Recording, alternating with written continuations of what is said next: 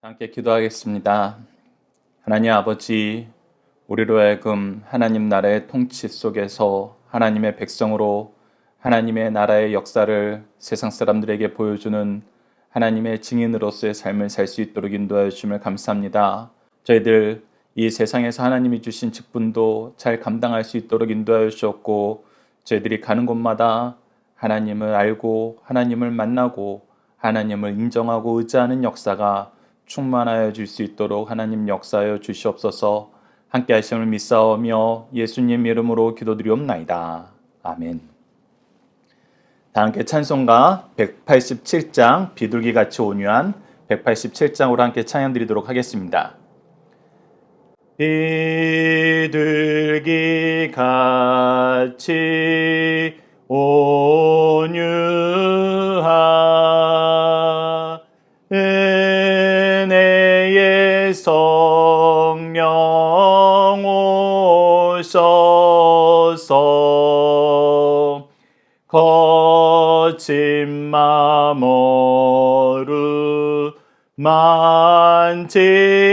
어루만지사 위로와 평화 주소서. 진리의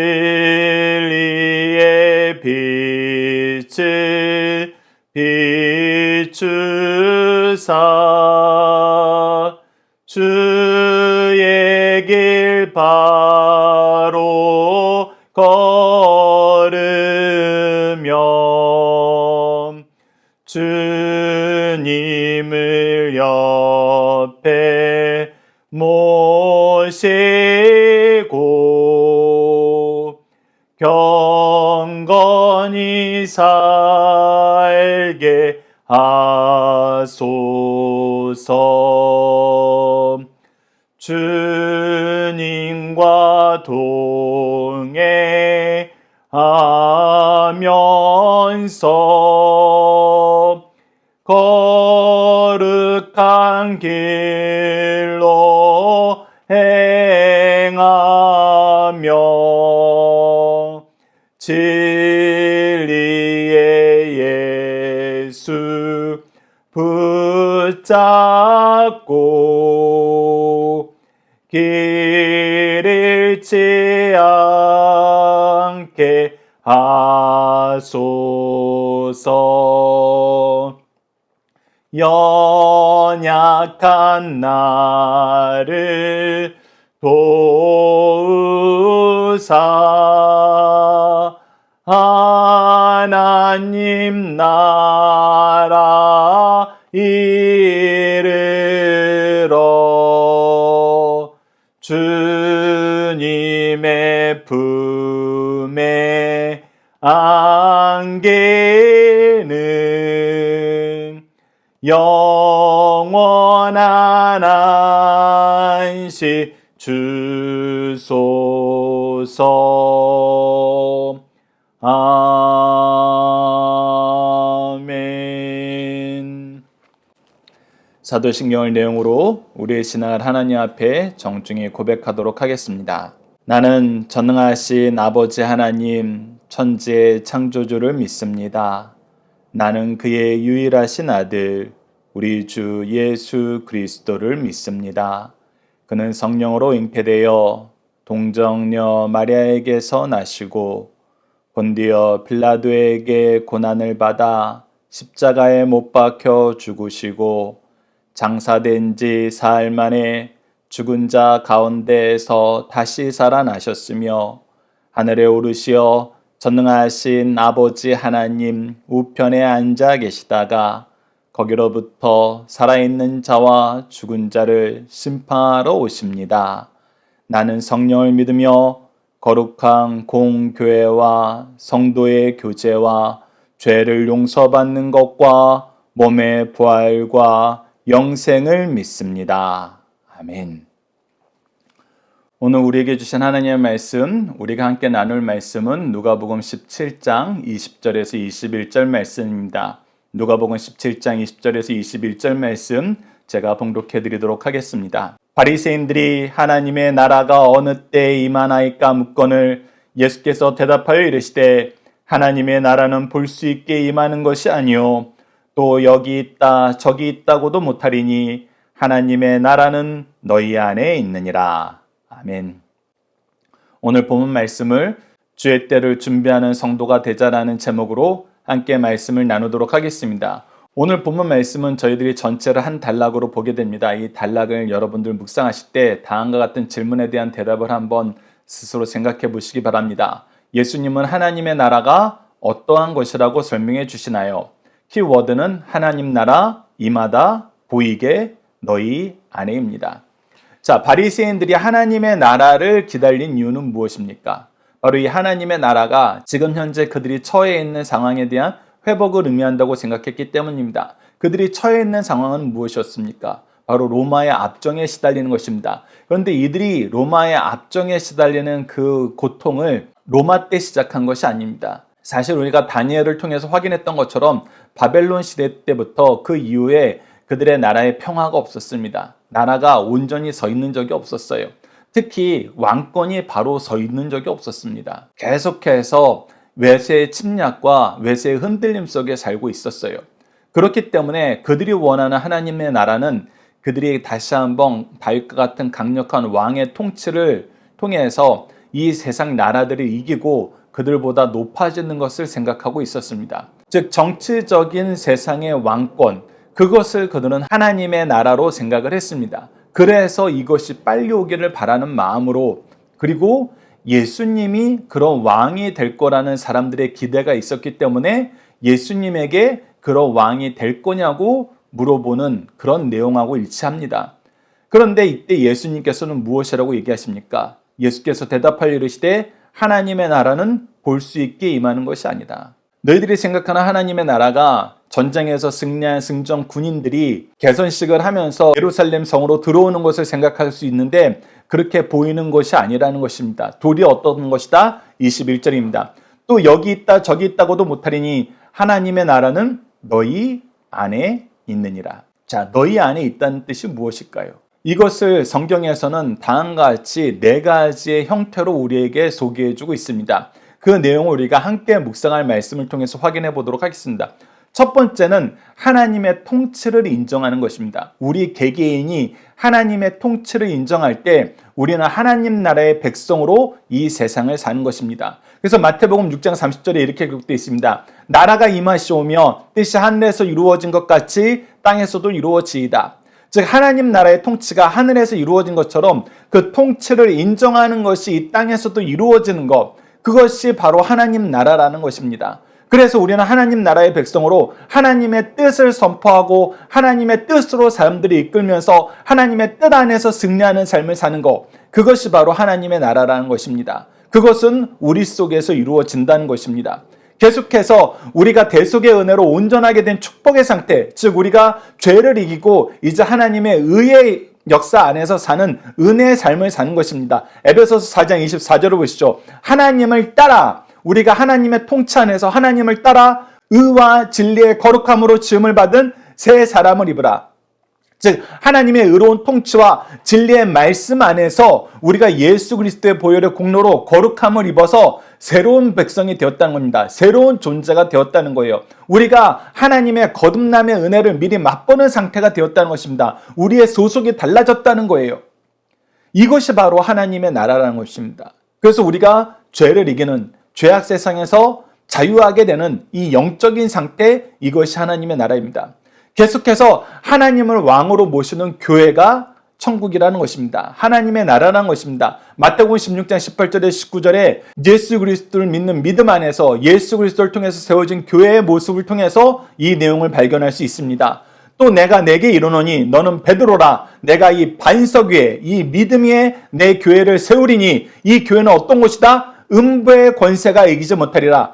죄와 싸워서 반드시 이기는 하나님의 승리의 통치의 공간이 된다는 거예요. 그리고 나서 이곳은 무엇하는 곳입니까? 내가 천국의 열쇠를 내게 주리니, 즉 이곳을 통해서 천국 백성으로 작정된 사람들이 이 교회를 통해서 하나님 말씀을 듣고 예수 그리스도의 복음을 통해서 믿음으로 거듭나는 삶을 살아서 천국 백성이 되는 이 놀라운 역사의 과정으로 이 교회를 세우셨다는 것입니다.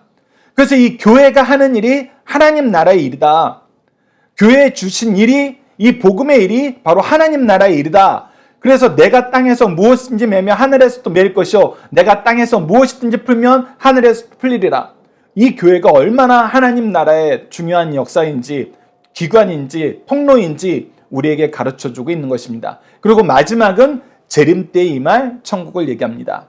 계시록 21장 1절을 보시죠. 또 내가 새 하늘과 새 땅을 보리니 처음 하늘과 처음 땅이 없어졌고 바다도 다시 있지 않더라. 그래서 여러분들, 이 네 가지 역사를 우리가 기억해야 됩니다. 너희들이 지금 현재 이 정치적으로, 세상적으로 이 로마를 무찌르고 다시 한번 예루살렘이, 하나님 나라의 백성들이 세상에서 가장 높은 위치를 차지하게 되는 그런 세상적인 나라를 원하지만, 하나님이 우리에게 계속해서 가르쳐준 하나님의 나라는 어떤 모습이다? 하나님의 통치를 인정하고 의지하고 하나님 나라의 통치를 확장시키길 원하는 너희들 개개인의 삶이다. 두 번째는 우리가 대속의 은혜로 온전하게 된 축복의 상태다. 그래서 우리가 더 이상 죄에게 굴복하지 않고 선으로, 진리로 죄를 이기는 삶을 사는 것이다. 그리고 우리의 공동체, 하나님을 왕으로 모시는 교회가 바로 하나님의 나라다. 마지막으로 예수님 재림 때에는 새하늘과 새 땅을 통해서 온 세상이 하나님 나라의 통치를 인정하고 그 앞에서 무릎 꿇게 된다. 이 내용을 여러분들께서 기억해 주시기 바랍니다.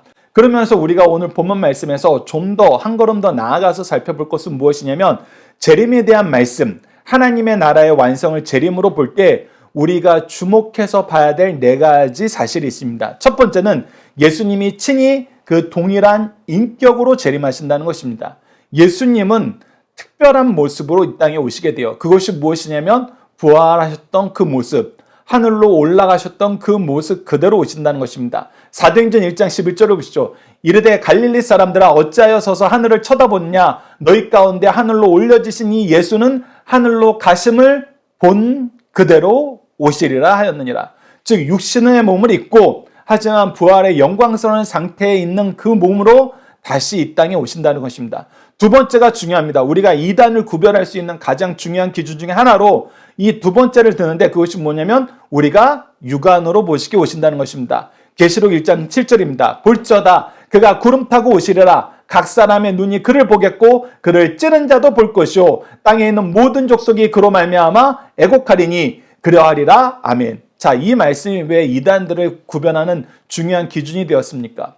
바로 이단들은 사실 우리 지도자가 재림 예수야 하는데, 이 요한계시록 1장 7절 말씀을 통해서 보면은 예수님이 재림하실 때 모든 사람들이 구름 타고 오시는 그것을 본다 그랬는데, 우리가 못 봤는데 우리 못 보게 왔어 하면은 그 재림 예수는 성경하고 다른 예수예요. 그래서 우리가 예수님에 대해서 계속해서 강조해서 얘기할, 예수님은 성경대로 나시고 성경대로 사시고 성경대로 죽으시고 성경대로 장사되시고 성경대로 부활하시고 성경대로 승천하시고 성경대로 다시 오신다라는 것이 바로 성경을 통해서 우리가 고백하고 사도신경을 통해서 우리가 고백한 내용이에요. 근데 그렇게 말씀을 통해서 고백한 내용과 다른데 어떻게 메시아가 돼요? 그래서 거짓말하는 자들을 구분하는 가장 중요한 말씀 중에 하나입니다. 그리고 세 번째, 돌연히 오신다는 것입니다. 계시록 16장 15절 통해서 보라 내가 도둑같이 오리니 누구든지 깨어 자기 옷을 지켜 벌거벗고 다니지 아니하며 자기의 부끄러움을 보이지 아니하는 자는 복이 있도다. 네, 예수님이 오시는 것은 아무도 모릅니다. 우리 그 시기는 아들도 모르고 천사도 모르고 오직 누구만 안다? 성부께서만 아신다.